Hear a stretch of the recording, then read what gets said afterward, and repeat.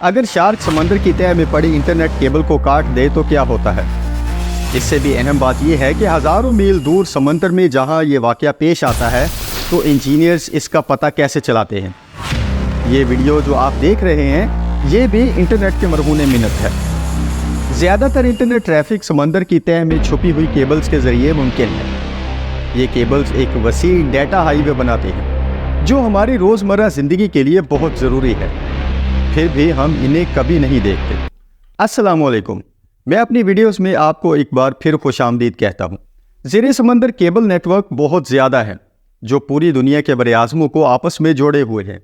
یہ cables 8000 metre تک کی گہرائی میں بچھائی گئی ہیں، جہاں پریشر تقریباً 5300 کلو گرام پر اسکوائر انچ تک ہوتا ہے، جو کہ ایک چھوٹے افریقی ہاتھی کے وزن کے برابر ہے۔ دنیا میں سب سے چھوٹی سب میرین کیبل بلیک سی میں آذربائیجان اور ترکمانستان کے درمیان 300 کلومیٹر تک پھیلی ہوئی ہے، جبکہ دنیا کی سب سے لمبی کیبل میریا ورجینا بیچ USA سے بلباؤ اسپین تک 6600 کلومیٹر تک پھیلی ہوئی ہے۔ مجموعی طور پر سب میرین کیبلز 1.4 ملین کلومیٹر سے زیادہ پھیلی ہوئی ہیں۔ یہ اتنی لمبی ہیں کہ ہمارے نظام شمسی کے تمام سیاروں اور چاند کے گرد لپیٹنے کے لیے کافی ہے۔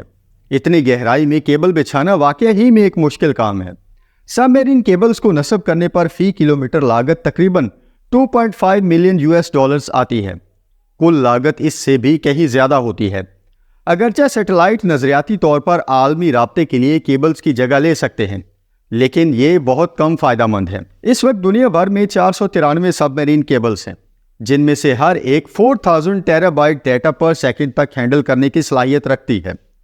ایک کیبل 80 ملین لوگوں کے لیے بیک وقت 4K ویڈیو کو سٹریم کرنے کے لیے کافی ہے۔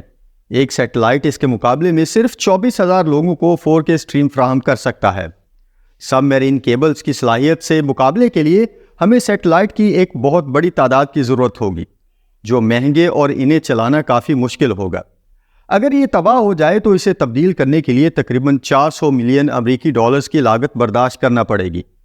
یہی وجہ ہے کہ سمندر کے نیچے لاکھوں کلومیٹر کیبل بچھانا سیٹلائٹ یا وائرلیس کنیکٹیوٹی سے زیادہ آسان ہے۔ اس زیر زمین سمندر ہائی وے میں ہر وقت کروڑوں گیگا بائٹس ڈیٹا سفر کر رہا ہوتا ہے۔ اس کا مطلب ہے کہ یہ ہائی وے بہت چوڑی ہوگی، یعنی بہت بڑی ہوگی۔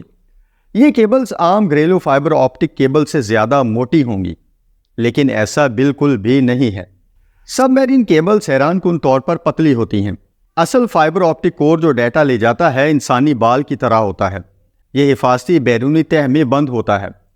یہاں سوال ہے کہ یہ سسٹم کام آخر کیسے کرتا ہے؟ ڈیٹا ان کیبلز کے ذریعے اسمال پاکٹس کی شکل میں منتقل ہوتا ہے۔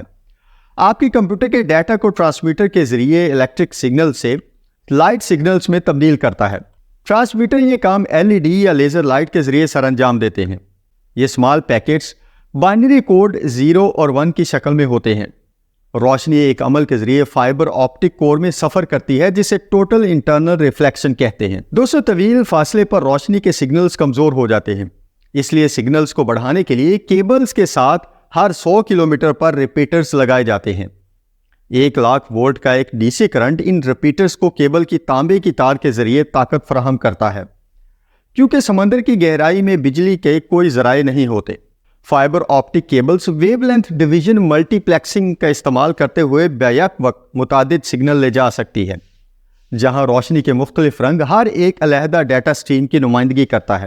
یہ ایک ہی کیبل کے ذریعے سفر کرتے ہیں۔ اتنی اسٹرانگ ہونے کے باوجود آپٹیکل کیبلز قدرتی آفات جیسے زلزلے، آتش فشاں اور یہاں تک کہ شارک کا شکار ہو جاتی ہیں۔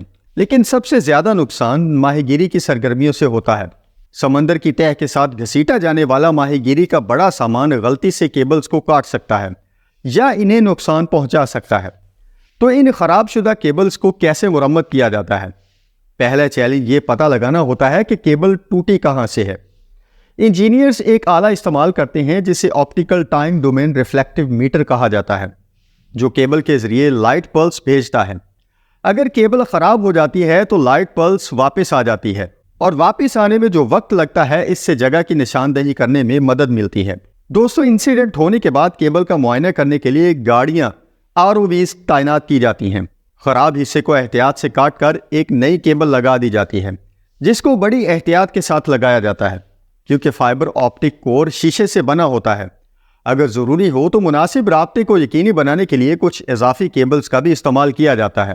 سب marine fibre optic global internet communication میں ریڑھ کی ہڈی ہے۔ اس کو بنانے اور مرمت کرنے میں کافی پیچیدگیوں کا سامنا کرنا پڑتا ہے، لیکن اس کے باوجود یہ سیٹلائٹ سے کافی اچھا اور سستا کام ہے۔ دوستو، امید کرتا ہوں آپ کو ویڈیو پسند آئی ہوگی۔ آج کے لیے اتنا ہی، ملتے ہیں اگلی ویڈیو میں۔ اپنا بہت سا خیال رکھیے گا۔ اللہ حافظ۔